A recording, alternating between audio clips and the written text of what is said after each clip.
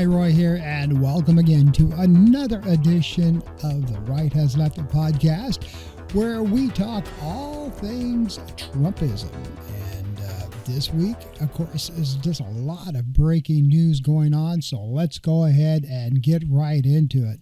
And our first breaking story, of course, is going to be our top story, and that is dealing with the terrible situation with the hardworking folks with the TSA. And as you're well aware of, they haven't been paid, the folks that work there at our nation's airports, for weeks and weeks and weeks. And the situation has just been getting worse and worse, with the Senate just the other day passed a bill to get them funded, which excluded funding ICE, what's the Democrats wanted in the first place. That particular version that the Senate did, just so you know, included the fact that the the ICE agents would still be able to cover up their faces with their masks. They still would not have to be able to identify themselves with a name tag, and they would not have to wear body cameras. Now, as you're well aware of, the ICE agents that have been stationed at our airports do not have their faces covered. They're kind of there to work with controlling the crowds, making sure that the lines are taken care of. Of course, they still have been arresting illegal immigrants at the airports, but they have been more of a low-key factor. Now, what has been going on, the Senate unanimously voted their version of the package.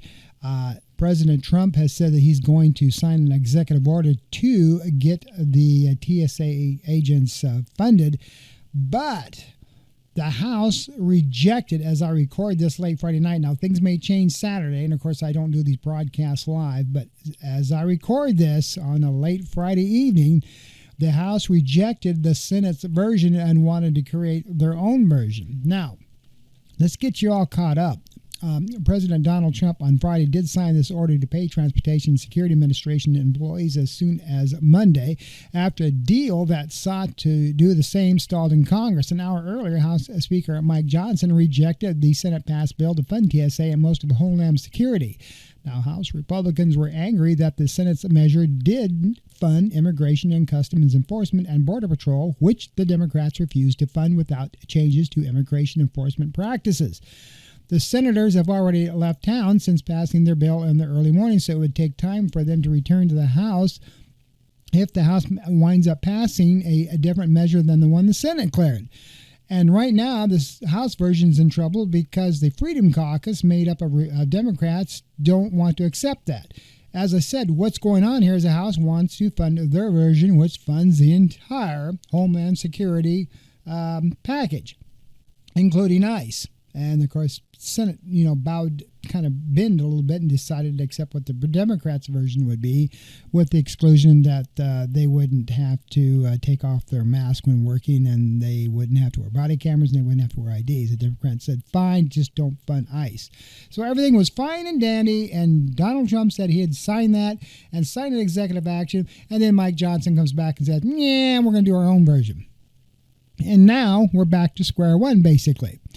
And, of course, Trump still may do the executive action where he said he could pull money from, the big, beautiful bill to get this all done. And this is just it, folks. Surprise, surprise, surprise. The money was there all along, if you think about it. And Trump says, well, we'll just pull the money from the big, beautiful bill and get the TSA people paid, including back pay. I'll just sign executive action. We're still waiting to see if he can fact legally even do that. We don't know. But, folks, this thing has been a frickin' shit show, excuse my French, from the get-go. I mean, if Trump could have done this all along, why was all this argument going on for the past, months of not getting these poor people paid? And the Democrats had a valid point. And the Senate had it all signed and taken care of. Okay, we won't fund ICE for now. Let's just get TSA paid, and we'll come back in April once the Easter break's done. We'll try to hash this all out. Lo and behold, Senate goes home, and now here is Mike Johnson and the Republicans going, we don't like any of this crap. We're going to do this version. Well, if they have to do their version, it's got to get signed by the Senate. The Senate's gone to recess. The TSA people, again, don't get paid. So there you go. I swear to God, I just don't know where these people, get their thing going on here as far as getting these poor people paid. It just makes absolutely no freaking sense. And I don't know what the hell is going to become of this if you're dealing with the House and them trying to just, muckle up what's already been done with the Senate, and then the Senate's gone to recess. The only thing that is going to work now is if they just allow Trump to go ahead and do this executive action and get these TSA agents caught up and paid. Because even if they do get paid, what's going to happen here is you're still going to have time for those who have been calling in sick to get back to work, and the long lines, even over Easter break, is going to continue. Because even if the TSA agents get paid, it's not going to be no miraculous turnaround within 24 hours. You're going to see the lines disappear, and you're going to see hundreds of TSA agents back to work. It's not going to happen. A lot of them quit. A lot of them still won't get paid for a while. And even though the money is flowing, and it's going to take time to cut the checks and get it to these people because they have a pay period, like every 2 weeks or bi-weekly, however they're getting paid. So I don't know what to tell you. So, you're just going to have to wait and see what happens. All right, let's move on to our news from overseas and with the Iranian conflict and what's going on there, because, folks, there's been a lot of action as well as there. So, at least 1,000 U.S. troops from the 82nd Airborne are set to deploy to the Middle East, according to the Associated Press. In fact, they may already be on their way. And if Trump is considering also, as he has just told Fox News recently, sending 10,000 more troops if Iran does not come to the table for a deal. He's given them 10 more days to come up with something. And this is another thing with Donald Trump, as you're well aware of. He likes to say, you've got till midnight tonight. No, you got till tomorrow. And then he turns around and says, I'm going to give you 10 more days to come up with something. So that's just how he works, And so here you go, 10 more days. Now, if he does send 10,000 more troops, that's going to probably mean, boots on the ground. And we don't want that, but it's probably going to happen in a way. So here we go, sending 1,000 troops from the 82nd Airborne Division to the Middle East, and of course the other troops. And you got the Marines already there, waiting to get deployed if once they get the word. And why does all this matter? Well, the unit is considered the Army's emergency response force. This is the Airborne Division, and can typically be deployed on short notice. It will make the latest addition to the American troops to the Iranian war since the U.S. conflict started. And this is it now. Everybody is calling it a war. And here's the bottom line. Since everybody's calling it a war, including the Department of Defense and Pete Hegseth, Congress is supposed to be able to approve or disapprove, the actions of war, because the war word is now being used. It's not being called a conflict anymore. And they're being left out. As you know, Donald Trump never told Congress anything about this. He's never told NATO anything about when this is supposed to start. He doesn't have a plan on when it's going to end, other than he keeps using the word, it's going to end very soon. Nobody knows what the definition of very soon is. So that's where our problems are. And, of course, the Navy ships are already heading over there. And when asked about deployment, White House spokesperson Anna Kelly deferred to the Pentagon, but noted that the President Trump has always had all military options at his disposal, which is what he keeps saying.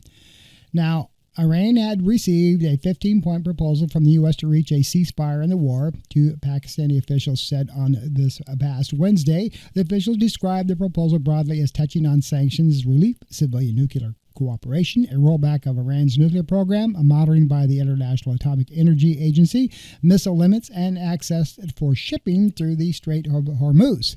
And speaking of the Straits of Hormuz, this is where probably the Marines are probably going to wind up going. As you see the map here, they're going to be going just north of the Strait of Hormuz to try to get the mines that are in the strait out of there, okay? And as Trump has threatened, if they don't take those mines out, then Trump's going to go after the Iranian infrastructure. Now, as you're well aware of, Tehran did not even confirm receiving this plan and publicly dismissed the diplomatic effort while launching more attacks on Israel and the Gulf and Arab countries, including an assault that sparked a huge fire in Kuwait. International airport area, too, in Kuwait. Iran also continued to come up under a U.S. attack with President Donald Trump's surprising claim this week that talks with Iran were yielding great progress and it only raised more confusion over a war whose goals were already unclear. The most basic questions, what talks? If Tehran said there were no talks, why does Trump keep saying there's talks progressing? Because Iran has denied any talks have ever started at all, according to them. And so they say, how can you have talks when we don't know anything about those talks? That's what they're saying in Tehran. And it just goes on and on. Now, Egypt and the Gulf Arab nations are trying behind the scenes to piece together talks. So there are perhaps other countries in the Middle East are trying to negotiate these talks besides the U.S., since most the Iranian people over there don't like the U.S. in the first place, but maybe some of their other folks in the Middle East can get through to them. But we don't know that because nobody's saying anything. All right, so Israel is vowing to keep up its attacks, of course, and if anything, the war appears to be only escalating. Now, barrages were fired into Iran, Israel, and across the Middle East on this past Tuesday, pushed for negotiations since launching the war alongside Israel on February 28th. Attacks continue. The drone attacks continue. The ballistic missile attacks continue. Even though the U.S. says, hey, they're almost out of missiles, they're almost out of drones, we've got them right where we want them. So says Trump. And, of course, Trump has given it shifting and often vague objectives, and those mixed messages were displayed in recent days. He has talked of degrading or destroying Iran's missile capabilities, as I just said, and its ability to threaten neighbors, goals that he has some flexibility in declaring that he has accomplished. Now, a much tougher goal is ensuring Iran will never build a nuclear weapon, and Trump has insisted that it will be part of any deal. And, of course, reopening the Straits of Hormuz, as I just showed you, is a vital waterway for oil shipments that Iran made virtually impassable when the war began. Now, you need to know right here that Iran is allowing some ships through that have oil going to other places, like China, for instance. So some ships that are Iranian allies, they are letting those through. And, of course, the U.S. doesn't have much to say on that. Like I said, the whole thing based on this is the mines. If we can get the mines out of there, and that's probably what this, sending these military troops and the Marines are possibly going to do. They're going to go to that island north where there is a huge oil refinery that sits there, and they may deploy from there to get these mines out of there if they can get rid of all the missiles along the coastline there. So we're going to have to wait and see what happens if, in fact, that will even work. We just don't know. So that is what's going on in Iran. It just keeps going on and on and on. Now, another thing that just came out that was weird out of Trump's mouth recently. He is stating that he has gotten a gift from Iran, although not stating what that gift is. We are pretty much sure that that gift is oil and gas related, as with Venezuela has always been Trump's agenda. Get billions of dollars, for his empire and his family by seizing other countries' oil and gas. And I'm going to get into more detail about this, all right? So you got to listen to this podcast. Sometimes you get news here that you really don't hear anywhere else because we do more of a deep dive. This whole thing with Iran, it's about oil and gas. True, they got a terrible leadership over there, an ugly leadership, a leadership that has killed, thousands of people, including Americans. We all get that. And I don't care what we do over there, that regime will keep reinventing itself because it's been there for decades and decades before, and it will continue to be there decades and decades after. Just like with Venezuela. their regime is still in place, but they are now working with the U.S., and Trump is saying okay with that. And why it's okay is because we're now controlling a lot of their oil and gas in Venezuela. And as Trump's been very open about, the money now is in U.S. control, and he's putting that money in offshore or accounts, all right? And then he said he will spend it and send it back to the Venezuelan people or to, however he wants to disperse that. Yeah, that's exactly what he wants to do, although he's running into a huge buzzsaw with Iran. He in partnership with Israel, want to control Iranian oil and gas for themselves. And he's finding out it's not as easy as he thought it was. Now, Elizabeth Warren just the other day had spoken about Jared Kushner, Trump's son-in-law, who is drawing scrutiny over his fundraising for his special envoy, which is supposed to be a little, non-for-profit, helpful organization for peace. It's called Envoy for Peace. Remember that word. By trying to raise $5.4 billion. Now, it took in a $2 billion investment from the Saudis. All right. Trump wants a $1 billion minimum contribution from nations to participate. And Trump, he, of course, as president of this organization, has his name on the private equity firm. Now, remember, he created this because he didn't like what NATO was doing. So he wanted to create his own envoy for peace. And, of course, again, if you read between the lines, it's, again, just another billion-dollar moneymaker for the Trump family. That's really what it is. And Elizabeth Warren is smart, and she has, pointed that out. They've already got billions of dollars, and they want billions of dollars more, and, of course, so far, 2,000 people have been killed across the Middle East as this war continues in its fourth week, now going into its fifth week. In Iran, Israel, and American strikes have killed 1,200 people, according to the Iranian Red Crescent Society. At least 1,000 people have been killed in Lebanon, and 17 have died in Israel. 13 U.S. service members have been killed, and 2 more died of non-combatant causes. Okay? Now, if you remember this past week as well, they tried to invoke the Wars Powers Act, since everybody's now calling this a war. And the Senate, going along party lines, unfortunately declined to invoke the War Powers Act by a vote of 47 to 53. 2 Democratic senators did decide to vote with Republicans on this. So, again, if we get boots on the ground, it's going to be a simple fact that more of our servicemen and women over there will probably get killed, all right? And it looks like it's imminent that there's going to be boots on the ground. And with no plan in place of when this thing's going to end, and this is why you're not getting a lot of help from NATO, is, hey, we'll help you, U.S., but give us a plan. What's the plan? When is this going to end? What do you got in place that it is there so we can make a really good, intelligent decision of whether we want to help you or not? And they can't give them that right now. They give, Trump thinks the American people are stupid. He keeps saying it's going to come to an end soon. Of course, a lot of Magnum people goes, he said it's going to come to an end soon. So there you go. There's your answer. It's going to come to an end soon. He says so. He says a lot of things. And a lot of people with critical thinking skills go, yeah, that's fine. But, when? Instead of saying, okay, that's what you say. Great. Well, let's move on. Yeah.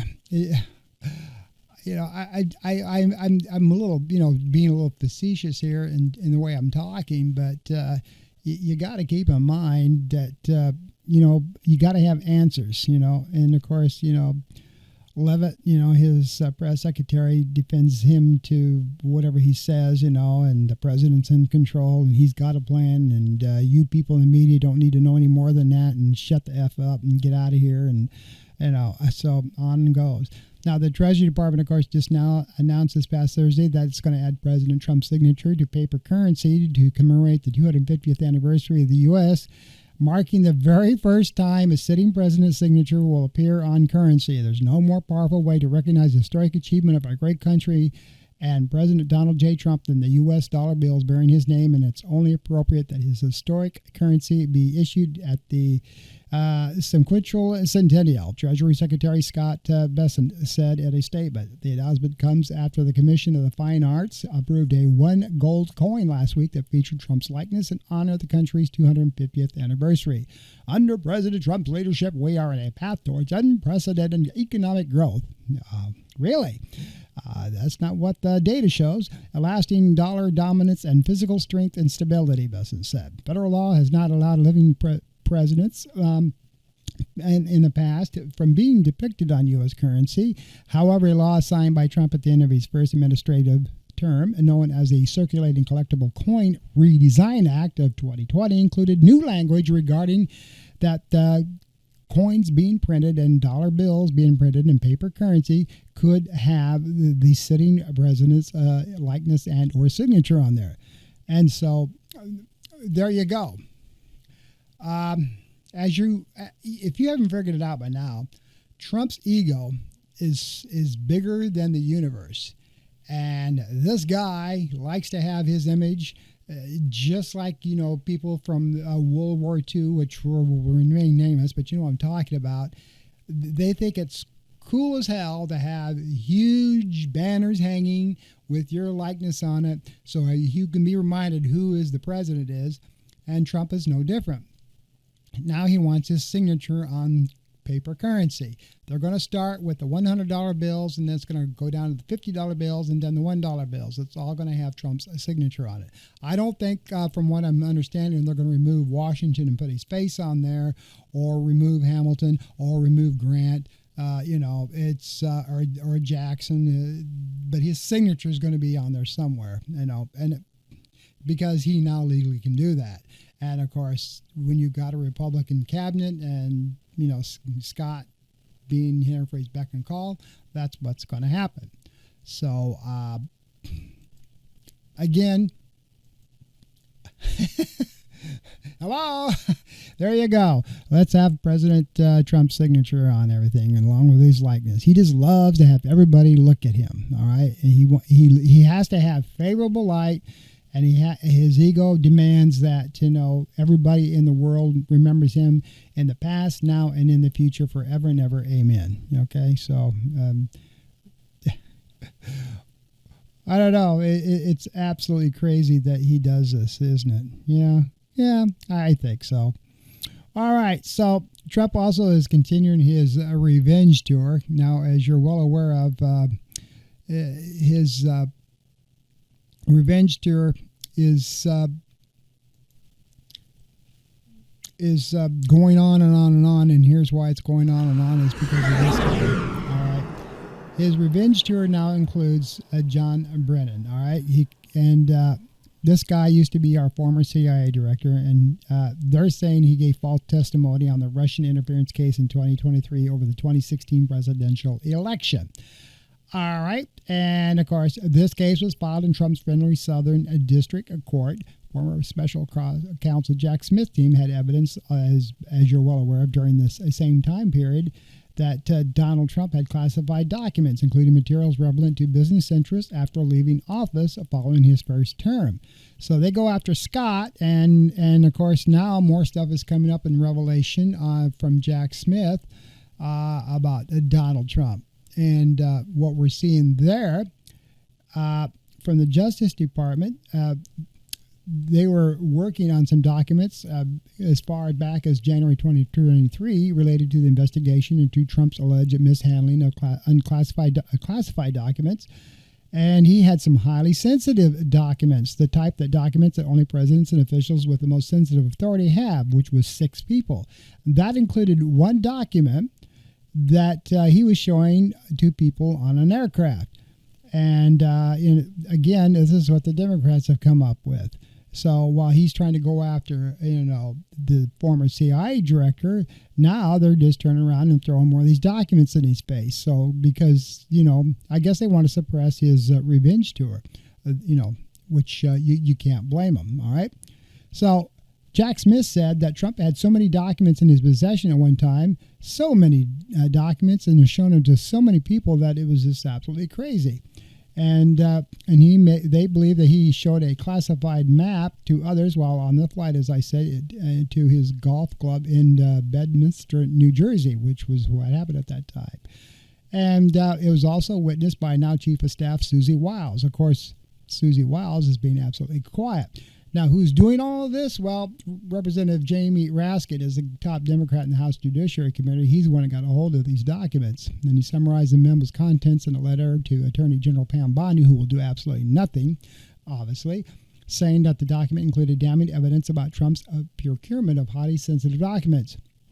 Now, the Justice Department's release of documents from Smith's investigation to the Republican-run House Committee for its probe into the past investigations into Trump might have violated U.S. District Court Judge Aileen Cannon's order. Again, she's from South Florida, barring public disclosure of materials from the special counsel probe, Raskin said. Cannon issued the order after she dismissed the case on the grounds that the DOJ's appointment of Smith was unlawful, which it wasn't, but it's what she said. And the Justice Department under Biden appealed the ruling by Cannon, who had previously been reversed on appeal after she attempted to appoint a special master to review those classified documents seized from Mar-a-Lago. 3 Republican-appointed judges found Cannon improperly exercised equitable jurisdiction in the spatial master issue. Smith, who moved to dismiss the separate January 6 related case against Trump after Trump's 2020 victory, told Congress that the probe, his team had gathered proof beyond a reasonable doubt that Trump engaged in criminal schemes to overturn the 2020 election. In his letter to Pam Bondi, Raskin accused the Justice Department of being blinded by the frenzied search to find a scrap of evidence to attack Smith. Of course, she's going to say that. And what is even more damning on this is when Trump was showing this map, it also involved a lot of his business interests. In other words, and this is alleged, so don't sit there and, well, they said this on the Right Has Left podcast. This was alleged that Trump had these classified materials that he was showing them to business interests. Like, I've got this is cool. You can look at this, and I got some business dealings going on in relationship to what's on this map. All right. That is kind of where Jack Smith was leading. That I'm not saying it was play to pay type of thing, but that's what he's alleging. All right, so I'm not saying that, but that's what was mentioned in this, and on Jamie Raskin's documents, and where Jack Smith was going with this, because he said there was a lot of business interest tied into these classified documents that Trump demanded to keep a hold of, and so. Take it for what it is. I have no proof of it. So, but that's what's being alleged by Jack Smith on all of this. So you can take it for whatever it's worth. All right. So let's kind of move on with some of our stuff that's going also in our news today. And let's talk about the Democrats and their wins as we get towards the state of Florida. Now, the Democrats sent a jolt this past Tuesday through a lot of cool stuff going on by the way of votes, all right? And what that jolt was is they flipped 2 legislative seats, including a district containing President Donald Trump's Mar-a-Lago home. That's right, West Palm Beach flipped to Democrat. Now, the wins don't change the overall control of the Florida legislature, so they still have a Republican supermajority, but, that's a key word, but, they are making some strides into flipping Florida, all right, from red to blue. Very slowly, but they are doing it. People are beginning to say enough is enough. But the victories were, of course, heralded by state and national Democrats after years of GOP domination in the Sunshine State. Even jokes from Governor Ron DeSantis said that the state party was practically dead. And there is a lot of infighting with the Republicans against Governor Ron DeSantis, okay? It's common knowledge, Now, one of the key people that did win and took the West Palm Beach district is this young lady right here, all right? And that is Emily Gregory. She took 51% of the vote over her opponent, John Maples, who was endorsed by Donald Trump. All right, he only received 49% of the vote. And Tuesday's results add more tallies to a trend of Democrats flipping Republican-held seats in state legislatures across the country over these past 14 months. All right. Now, in relationship to that particular story, this guy here, Dave Jolly, who is running for governor, all right, he too is starting to lead in some polls. Now, most of the mainstream media still show that his Republican opponent is up by single digits is all, but he is still up and ahead. Jolly has some polls which showing him in the lead. Now, it is still early in the state of Florida, and there are even some Democrats who really don't like Jolly. Now, what the story of history is, Jolly used to be a Republican, and then he flipped to becoming a Democratic candidate because he had some changes in his thought process about how things should be. And so he decided to run for governor on the Democratic ticket. And he is all over social media. He is making some strides, and he is leading the other Democratic candidates. And so he is a guy to watch, all right? Now, whether he'll come out to where he's going to take over and lead his Republican opponent, we're going to have to wait and see what happens, all right? But keep an eye on Jolly and see where this is going to go. And speaking of the state of Florida, and I like to be transparent here on the Right Has Left podcast, because the lady you are now looking at is also a Democrat, and that is Representative Sheila McCormick. She is a Democrat from Florida, and she has been found guilty of 25 ethics violations after she was separately indicted on related criminal charges of stealing millions of dollars in federal relief funds and funneling some of that to her congressional campaign. Ms. McCormick has denied wrongdoing and pleaded not guilty in that particular case. But I'm going to tell you right now that she's probably going to go bye-bye, which is going to open up a seat in the state of Florida. And I'm sure the Republicans are going to jump right on that. And but, it hasn't happened yet, but I can guarantee you that she's going to get canned, because she's already got criminal charges against her. And when that happens, it's going to open up another seat here in the state of Florida. So she's going to have to see what happens. All right. And before I wrap things up and say that is it here on the Right is Left, I want to tell you about one other thing here. I want you to watch this special segment because, as you know, this is on Saturday when I tape this. It's No King's Day, and there's over hundreds of protests going on across the United States, and it's no different right here in Indian River County. And I've got a special report for you on the No Kings protest right here from Sebastian. Watch this.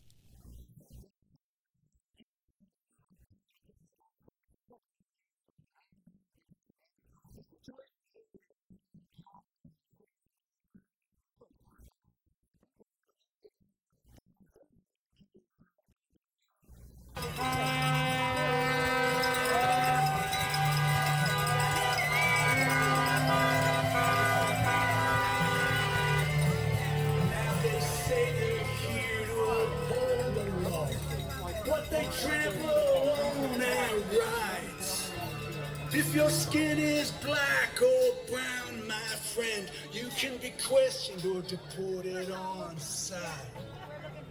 In our chains of ice out now, fashion's hard and so persist.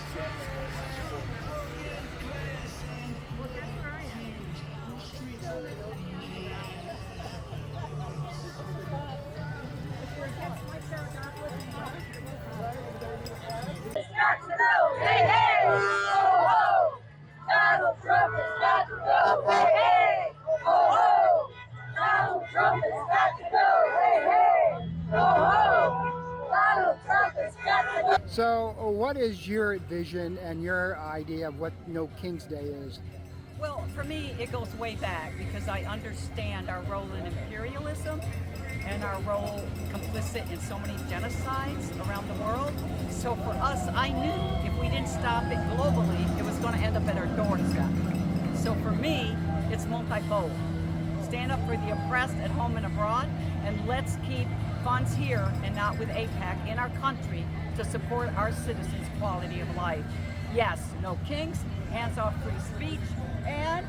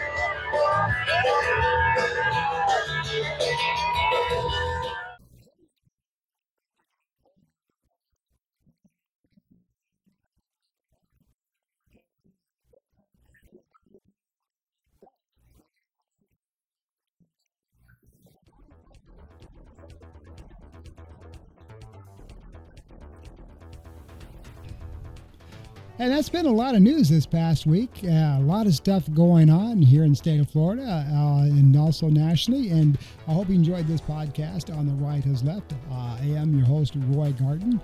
And until next time here on The Right Has Left, you try to have a good week. Until then, take care. Thanks for joining us.